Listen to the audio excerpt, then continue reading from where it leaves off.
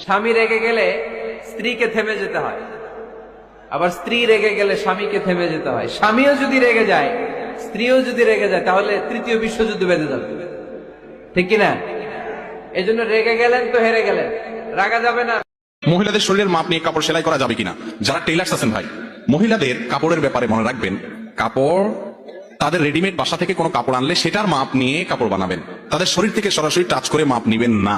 যদি নিতে হয়, হয় কোনো মহিলাকে ব্যবহার করবেন, আর না হলে যাতে করে পর্দার খেলাপ কোনোভাবে না হয়, টাচ করে আপনি কাপড়ে মাপ নিবেন না।